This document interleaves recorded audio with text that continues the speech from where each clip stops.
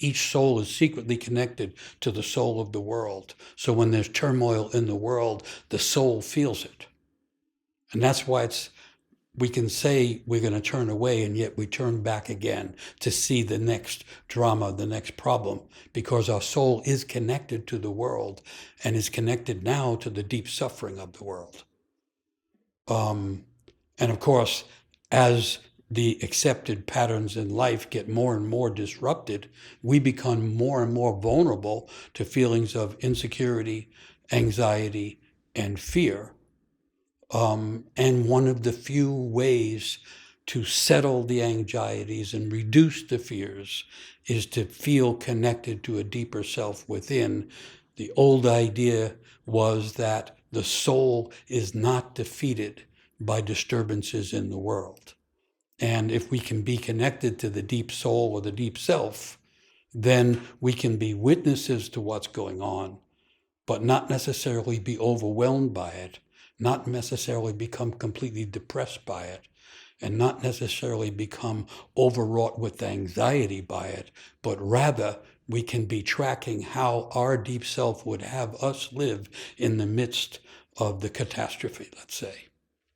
So as the rational mind reels from all the irrational blows coming from both nature and culture, we are thrown, in a sense, back on ourselves. And if we don't have the idea that there's something enduring and deeper and wiser than our daily regular self, then we can be really lost. For one of the few things that can stand against this onslaught of radical changes that has become the way of the world right now, is to feel connected to a coherent inner center, the deep center of the soul or the self, which is what makes each of us unique in a strange way, but also what makes us able to somehow contribute to healing and to even a renewal of the earth. In other words, at this time, we are being called to expand our sense of identity, to increase our understanding of what it means to be human in this world. Right at the time when it is most painful to feel what's going on in the world, we are being called to understand in a deeper way what it means to be a human being stretched between the heavens and the earth, and capable of feeling great loss and great pain, but also capable of imagining healing and renewal. So, in the midst of all this, you might hear an inner voice saying, I can't handle this. Certainly I hear it repeatedly, but it's helpful to know that that's the ego speaking. For the ego cannot handle it. The ego has never been able to handle it. In a sense, the ego, or the little self, is created to avoid the great troubles of life. And so then a person could say, well, wait a minute, I feel very smaller and smaller. You hear people saying that in the world right now. I'm just a tiny speck in an accidental universe. I think that's overstating it. We are each a tiny speck, but we are all secretly connected to the soul of the world at the same time.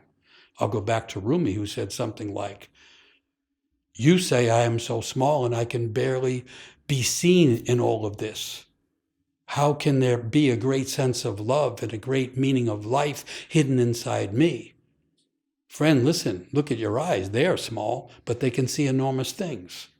So that's the ecstatic poet saying, remember that we have eyes that see big things. Actually, the old image is that we have the eyes that we are born with that open when we enter the world. And then when we are in great trouble, the tension caused by trouble and loss can cause the inner eyes of the self and soul to open. And those deep inner eyes can see what our daily eyes cannot see. In other words, those deeper inner eyes, when they open, they bring a natural vision that was inside each person that gives them their view of the world and begins to give each of us a potential understanding of what we are here to see and what we are here to become.